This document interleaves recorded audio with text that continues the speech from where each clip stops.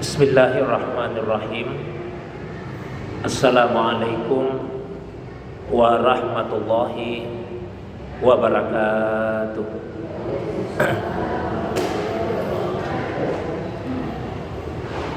Alhamdulillahilladzi ansala sakinata fi qulubil mu'minin. Wassalatu wassalamu ala sayyidil awwalina wal akhirin, sayyidil anbiya'i wal mursalin, sayyidina wa habibina wa syafi'ina wa maulana Muhammadin wa ala alihi wa ashabihi wa ala manittaba'an nur alladzi unsila ma'ahu ila yaumiddin, amma ba'du. Ibu-ibu sekalian yang semoga dirahmati, dimuliakan oleh Allah Subhanahu wa taala.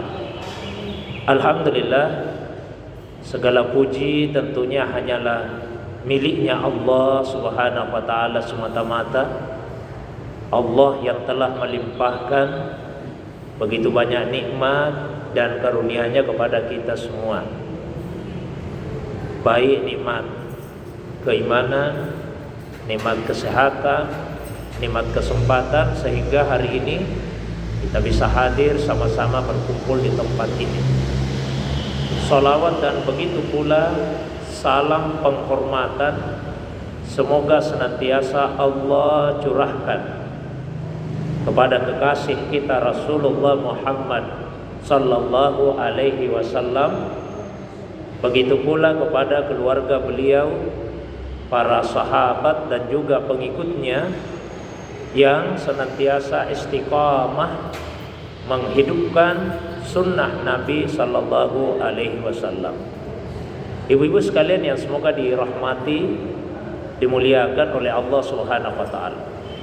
Saat ini kita berada di dalam bulan Muharram, satu dari 4 bulan-bulan haram, sebagaimana yang Allah Subhanahu wa taala firmankan di dalam Al-Qur'an pada surah At-Taubah ayat 36. Allah Subhanahu wa taala berfirman, "Inna iddatas syuhuri indallahi isna asyara syahran fi kitabillah yauma khalaqas samawati wal ard minha arba'atun hurum."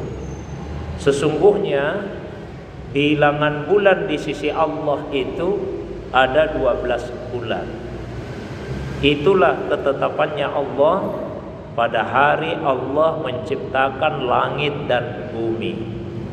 Dari 12 bulan tersebut, 4 bulan diantaranya adalah bulan-bulan haram. Nabi kemudian menjelaskan bahwa 4 bulan haram yang dimaksud terdiri dari 3 bulan berturut-turut, yaitu bulan Zulqaidah, bulan Zulhijjah dan bulan Muharram, di mana kita ada di dalamnya saat ini. Kemudian bulan Rajab. Itulah bulan-bulan haram. Dinamakan dengan bulan haram karena pada bulan tersebut diharamkan terjadinya peperangan dan pertumpahan darah. Sebagian ulama menjelaskan bahwa dinamakan dengan bulan haram karena apabila ada seseorang yang melakukan pelanggaran pada bulan tersebut, dosanya jauh lebih besar daripada dosa atas pelanggaran yang sama yang dilakukan di luar dari bulan haram. Jadi kalau misalnya ada yang berdusta, ini ada yang berdusta di bulan Muharram, dusta yang sama juga dilakukan di bulan Safar, bulan depan. Dustanya sama, tapi dosanya beda. Dosa atas dusta di bulan Muharram itu lebih besar daripada dosa atas dusta di bulan Safar. Ya, karena besar kecilnya dosa itu diantaranya juga ditentukan oleh waktu pelaksanaan pelanggaran atau maksiat tersebut. Maka hindarilah sebisa mungkin untuk melakukan pelanggaran dan kemaksiatan, terutama di bulan-bulan haram. Muharram juga ini menjadi istimewa karena oleh Nabi sallallahu alaihi wasallam dinamai dengan Syahrullah, bulannya Allah. Di dalam hadis yang diriwayatkan oleh Imam Al-Bukhari, Nabi SAW bersabda, "Afdalus siyami ba'da Ramadan Syahrullahi al-Muharram." Seutama-utama puasa setelah puasa Ramadan yaitu Syahrullah, puasa di bulannya Allah. Bulan Allah yang dimaksud yaitu bulan Muharram. Jadi Nabi menamai bulan Muharram itu dengan nama bulannya Allah. Menurut Imam Jalaluddin As-Suyuti rahimahullahu ta'ala anhu, Rasulullah SAW mengistilahkan Muharram dengan bulan Allah karena inilah satu-satunya bulan dari 12 bulan yang ada yang namanya baru dikenal setelah kedatangan Islam. Kalau 11 bulan yang lain, Safar, Rabiul Awal, Rabiul Akhir dan seterusnya, itu nama-namanya sudah dikenal jauh sebelum diutusnya Rasulullah SAW, jauh sebelum kedatangan Islam. Tapi kalau untuk bulan Muharram namanya baru dikenal setelah kedatangan Islam, maka dinamakanlah dengan Syahrullah atau bulannya Allah. Itu diantara keutamaannya. Nah, apa amalan yang disunnahkan untuk dilakukan di dalam bulan Muharram tersebut? Ada dua amalan yang disebutkan di dalam hadis Nabi Shallallahu Alaihi Wasallam. Ya. Tapi ada juga amalan-amalan yang lain yang tidak disebutkan secara eksplisit di dalam hadis, tapi ulama kita yang menjelaskan. Amalan ini terutama pada satu hari yang istimewa yang terdapat di bulan Muharram, yaitu hari yang ke-10-nya. Kalau di bulan Zulhijjah, harinya yang paling istimewa hari ke-9, disebut dengan hari Arafah. Kita sudah lewati hampir 1 bulan yang lalu, 9 Zulhijjah. Nah, kalau di bulan Muharram ini, harinya yang paling istimewa itu adalah hari ke-10 yang disebut dengan hari Asyura, hari ke-10 dari bulan Muharram. Nah, di antara amalan yang disukai untuk dilaksanakan pada hari Asyura tersebut diuraikan di dalam satu kitab yang berjudul Kanzun Najah was Surur wal Adiyah Tasrahus Sudur. Perbendaharaan, ya, perbendaharaan keselamatan, ya, dan perbendaharaan kemenangan dan keselamatan, dan doa-doa yang melapangkan dada. Di situ bahkan disebut sampai 12 amalan. Tapi sekali lagi yang bisa dilacak di dalam hadis secara langsung itu 2. Ya, yang lainnya itu dijelaskan oleh ulama kita. Apa saja itu? Sum. Yang pertama puasalah. Kemudian salli. Yang kedua salatlah. Kemudian yang berikutnya yaitu sambungkanlah tali silaturahim, ya. Kemudian zur aliman, kunjungilah orang yang alim. Lalu ud, jenguklah orang yang sakit. Waktahil, kemudian pakai celak mata, ya. Yang berikutnya lagi ra'sal yatimi wamsah, mengusap kepala anak yatim. Ya, terus waktasil, yaitu mandi. Lalu wasi' alal iyal, memberikan kelapangan kepada keluarga. Ya, termasuk juga diantaranya yaitu membaca surah Al-Ikhlas sebanyak-banyaknya, bisa sampai 1000 kali. Itu diantaranya, Bu, ya. Nah, yang ada keterangannya di hadis itu 2. Yang pertama memperbanyak puasa, yang kedua yaitu melapangkan keluarga di 10 Muharram. Bahasa yang pertama memperbanyak puasa. Pernah ada seorang sahabat datang menemui Nabi. Ini sahabat dari satu perkampungan, namanya perkampungan Bahiliyah. Terus datang ke Nabi. Begitu ketemu Nabi, beliau bertanya pada Nabi sallallahu alaihi wasallam, "Ala ta'rifuni? Apakah Anda sudah tidak mengenali saya ya Rasulullah?" Nabi pandangi. Nah, terus terlihat di wajahnya Nabi bahwa beliau sudah lupa sahabat tadi. Maka kata sahabat itu, "Ji'tuka fil amil awal." saya juga datang menjumpaimu ya Rasulullah pada tahun lalu. Jadi 1 tahun sebelumnya saya juga datang menjumpai anda ya Rasulullah. Nabi teringat, oh iya betul. Ini sahabat keadaannya sudah sangat jauh berubah. Tahun lalu itu sehat, segar, gemuk. Sekarang terlihat lebih kurus. Sehingga kemudian Nabi tanya, apa yang mengubah kondisimu, keadaanmu kok jadi kurus begini? Kata sahabat tadi, bagaimana saya tidak kurus ya Rasulullah? Ma akaltu ta'aman munzu an faraktuka illa bilailah. Saya tidak pernah makan sejak saya meninggalkanmu 1 tahun yang lalu ya Rasulullah, kecuali di malam hari. Jadi saya di siang hari itu tidak pernah makan, makannya cuma malam saja. Kalau tidak pernah makan di siang hari, makannya cuma malam, berarti puasa terus tiap hari selama 1 tahun itu yang membuat saya kurus. Nabi bukannya memberikan pujian, malah Nabi menasehati sahabat tadi. Kata Nabi, lima azabta nafsan, kenapa kamu menyiksa diri begitu? Kenapa menyiksa diri seperti itu? Sum sahras sabri, cukuplah bagimu untuk puasa di hari kesabaran, puasa di bulan kesabaran. Bulan kesabaran itu maksudnya bulan Ramadan. Ya, karena Ramadan juga punya banyak julukan, salah satunya sahras sabar, bulan kesabaran. Ya, kata Nabi, sum sahras sabar, puasalah di bulan kesabaran. Nah, kalau ingin puasa sunnah, yauman min kulli syahr, cukup 1 hari tiap bulan. Jadi jangan juga tiap hari mau puasa, 1 hari saja setiap bulan. Kata sahabat tadi, zidni fa inna bi kuat, tambah lagi ya Rasulullah karena saya ini kuat. Masa cuma 1 hari saja, terlalu sedikit puasa sunnahnya kalau cuma sehari dalam 1 bulan. Akhirnya Nabi sampaikan, yaumain min kulli syahr. Ya sudah kalau begitu 2 hari lah setiap bulan. Terus menerus itu sahabat minta tambah sama Nabi. Akhirnya kata Nabi, puasalah di bulan-bulan haram, tinggalkan puasa, tinggalkan. Maksudnya selang-seling. Jadi ada hari di bulan haram, termasuk ini bulan haram, kita puasa, ada hari kita tidak puasa. Ya, tergantung kemampuan kita, kondisi kita, selang-seling. Silakan puasa sebanyak yang kita mampu di dalam bulan Muharram. Seandainya ada yang mau 1 bulan sekaligus penuh, silakan boleh. Ya, tapi minimal yang paling ditegaskan itu 10 Muharramnya, hari Jumat nanti Bu ya, hari Jumat 10 Muharram, hari Jumat. Itu yang disebut dengan puasa Asyura. Puasa Asyura ini awalnya wajib hukumnya. Jadi pada awalnya puasa Asyura itu wajib.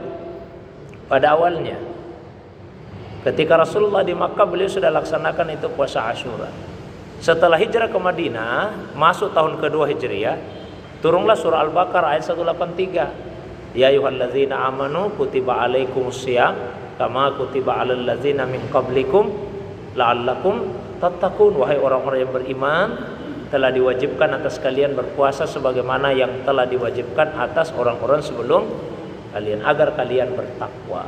Sejak ayat itu turun, maka berubahlah statusnya puasa Asyura itu. Karena yang wajib kemudian puasa Ramadan, puasa Asyura menjadi sunnah. Kata Nabi kepada para sahabat, yang mau tetap puasa silakan, yang tidak ya tinggalkanlah. Ya, jadi tetap hukumnya sunnah. Ada sahabat yang menyampaikan ke Nabi, turun Yahudi, dia katakan kita meniru-niru mereka ya Rasulullah, karena mereka juga puasa di 10 Muharram. Loh, kenapa mereka puasa? Ya, kata orang Yahudi, 10 Muharram itu adalah hari Allah menyelamatkan Nabi Musa dari kejarannya Fir'aun. Dan Nabi, nahnu ahaqqu bi Musa minhum, atau aula bi Musa minhum. Oh, kita lebih berhak, lebih layak memuliakan Nabi Musa daripada mereka.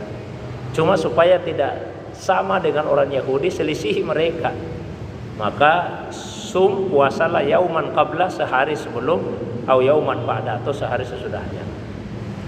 Jadi kalau bisa 3 hari puasanya itu paling bagus. 9 Muharram, 10 Muharram, 11 Muharram, 3 hari.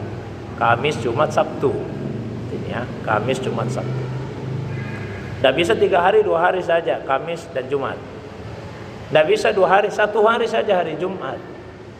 Saya kira dilarang Ustaz untuk mengkhususkan puasa pada hari Jumat. Ya betul, ada hadisnya, Nabi melarang mengkhususkan puasa pada hari Jumat. kalau puasanya karena hari Jumatnya. Tapi kalau puasanya bukan karena hari Jumatnya, puasanya karena hari Asyura, hanya bertepatan hari Asyura itu dengan hari Jumat, maka dilaksanakan di hari Jumat. Tapi puasanya bukan karena Jumatnya, karena Asyuranya. Nah, kalau seperti itu tidak ada larangan. Itu pun larangan makruh ya, menghususkan puasa di hari Jumat. Ya kalau memang kesanggupannya hanya satu hari Jumat, tidak apa-apa puasa hari Jumat. Ya. Saya biar satu hari tidak bisa juga puasa. Misalnya masak yang enak-enak di hari Jumat itu. Terus bawa ke masjid kalau ada buka puasa bersama di masjid, atau antar ke rumahnya orang yang puasa. Mudah-mudahan dapat juga pahala yang sepadan dengan pahala orang yang puasa. Karena Nabi janjikan, man fattara shaiman kana lahu ka ajris shaim min ghairi ayyang kusa min ujurihim syai'.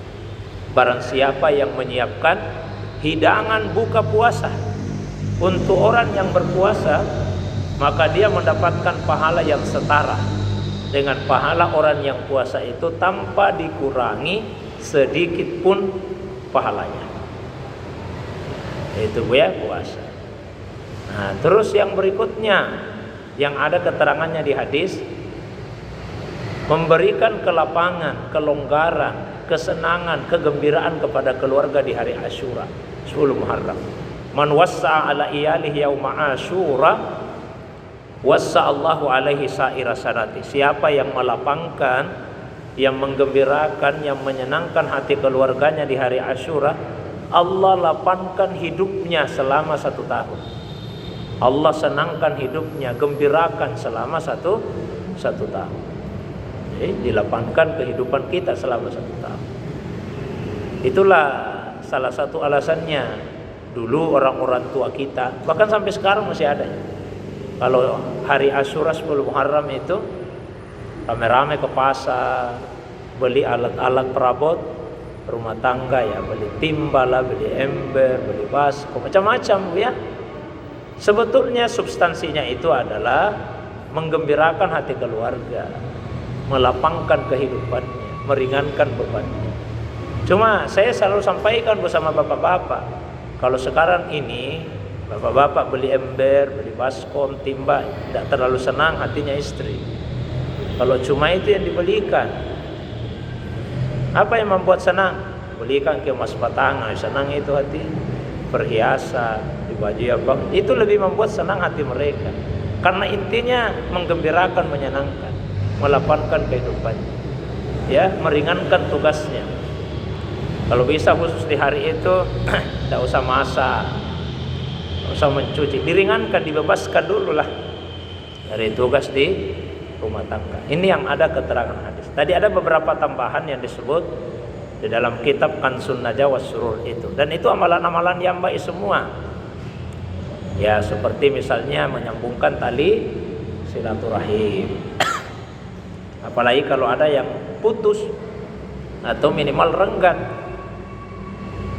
hubungan silaturahimnya, kita usahakan untuk diperbaiki kembali, ya. Man ahabba ayyub satalahu fi rizki wa yunsalahu fi asarhi falyasil rahimah. Siapa yang ingin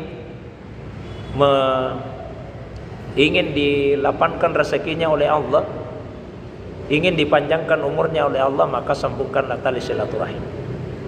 Jadi orang yang baik hubungan silaturahimnya itu, insya Allah satu, dicintai Allah, ya. Dicintai Allah. Yang kedua, dilapangkan rezeki. Yang ketiga, insya Allah dipanjangkan umur.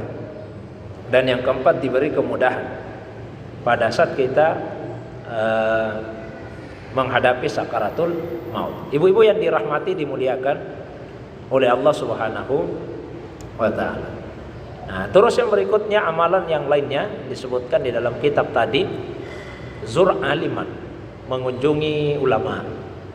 Nah, jadi sukai di 10 Muharram datang berkunjung kepada ulama, ya, minta nasihat-nasihat, minta didoakan, ambil berkah ilmu, Ya, berkah kesalehan dari para ulama kita.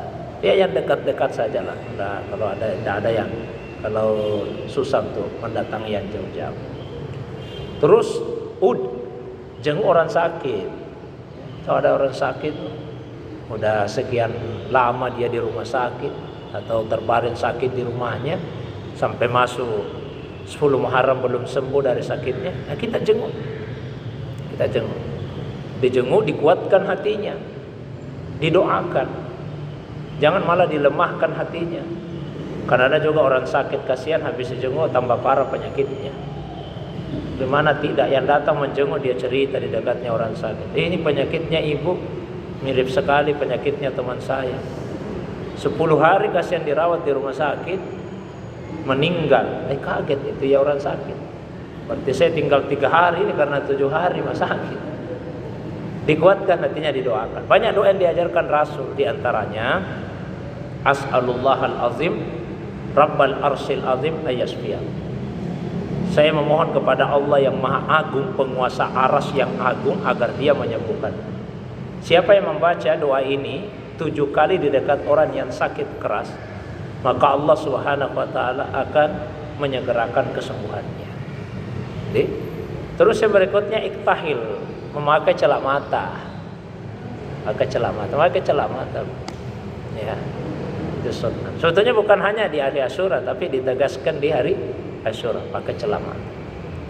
Kemudian mengusap kepala anak yatim. Mengusap-ngusap kepala anak yatim dengan penuh kasih sayang. Ada sebuah riwayat, meskipun ini lemah, tapi ini kan fadilah amal. Siapa yang mengusap kepala anak yatim dengan penuh kasih sayang, diampuni dosa-dosanya sebanyak rambut yang tumbuh di atas kepala anak yatim itu. Jadi usap-usap itu kepalanya anak-anak yatim. Insyaallah diampuni dosa-dosa kita sebanyak rambut yang tumbuh di atas kepalanya anak yatim. Apalagi kalau diberikan juga santunan dalam bentuk materi. Tapi prioritasnya perlakuan yang baik. Kalau kita cermati ibu sekalian ayat-ayat Al-Quran yang turun berkaitan dengan anak yatim, itu ayat-ayat yang turun di masa-masa awal lebih banyak memberikan penekanan pada perlakuan yang baik dan mengecam tindakan yang tidak baik. Misalnya di surah At-Tuha, "Ammal yatima fala taqhar." Adapun terhadap anak yatim maka janganlah kalian menghardiknya. Sama juga, "Ara'aital ladzi yukadzibu biddin fadzalikal ladzi yadu'ul yatim." Pernahkah engkau melihat orang yang mendustakan hari pembalasan atau mendustakan agama? Itulah orang yang suka membentak, menghardik anak yatim. Jadi penekanannya itu perlakukan yang baik, perlakukan yang baik. Nah, nanti setelah itu baru turunlah ayat di surah Al-Insan, wa yut'imuna ta'ama ala hubbihi miskinan wa yatima wa asira. Dan mereka memberikan makanan atas dasar cintanya.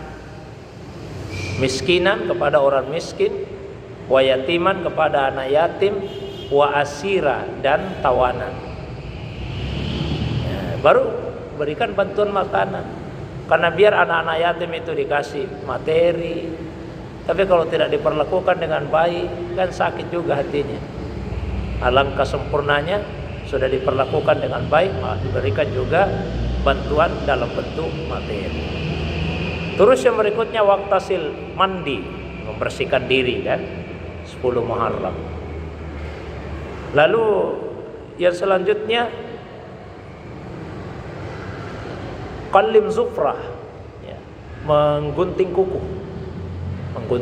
memotong kuku, bukan menggunting, memotong kuku. Itu disunahkan di 10 Muharram, ya, potong kuku. Lalu membaca surah Al-Ikhlas, bisa sampai 1000 kali kita baca surah Al-Ikhlas. Sahakan di hari Jumat, insyaallah hari Jumat ini. Itu diantara amalan-amalan yang disukai untuk dilakukan pada hari Asyura. Kemudian sedikit tambahan ibu-ibu ya, dimuliakan oleh Allah Subhanahu wa ta'ala, karena kita ini masih ada di awal-awal tahun Hijriah, ya mudah-mudahan tahun ini bisa lebih baik ya daripada tahun kemarin. Karena kalau tahun ini sama saja tahun kemarin, rugi kita, rugi waktu. Apalagi kalau lebih buruk, berarti kita binasa, celaka. Semoga lebih baik. Dalam hal saya prioritaskan satu ini, masalah semangat kita untuk menambah ilmu. Ya, semangat kita untuk menambah. Saya tidak usah lagi cerita masalah iman ibadah. Khusus ini dalam menambah ilmu. Betul-betul dialokasikan waktu untuk selalu menambah ilmu. Jangan hanya waktu-waktu luang, tapi betul-betul dialokasikan waktu. Ayo kita ikut pengajian. Tidak ada waktu luangku. Nah, untuk ilmu itu bukan waktu luang, tapi memang harus diluangkan waktu, dialokasikan waktu untuk itu. Masa untuk olahraga misalnya senam bisa dialokasikan waktu 2 jam misalnya. Rekreasi sampai 1 hari 2 hari bisa dianggarkan waktu. Ya, sampai diatur baik-baik dress code-nya apa semua, jilbab apa ini yang seragam begitu. Dialokasikan. Ya.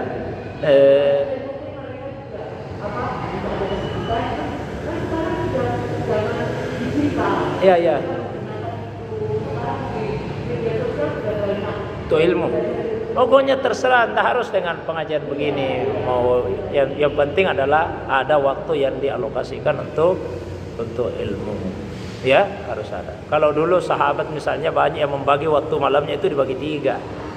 Sepertiga istirahat dulu, sepertiga bangun untuk sholat atau membaca, sepertiga untuk ibadah. Jadi selalu ada waktu untuk ibadah. Kalau tidak bisa tiap malam, ya paling tidak setiap pekan memang ada waktu khusus 2 jam lah untuk belajar. Tidak bisa setiap pekan, ya tidak apa-apa setiap bulan. Yang jelas ada waktu yang dialokasikan khusus untuk ilmu. Karena ilmu ini pupuknya iman. Ibarat tanaman tidak dipupuk dengan benar, itu tanaman layu mati nanti. Iman juga begitu, tidak pernah dipupuk dengan ilmu, bisa mati keimanan kita. Saya kira itu saja Bu pengantarnya. Saya ingin berikan waktu yang lebih panjang, lebih lapang. Kita dialog dalam hal masalah agama, masalah apa saja lah. Ya, kalau saya bisa jawab, saya jawab. Saya kira itu Bu sebagai pengantarnya.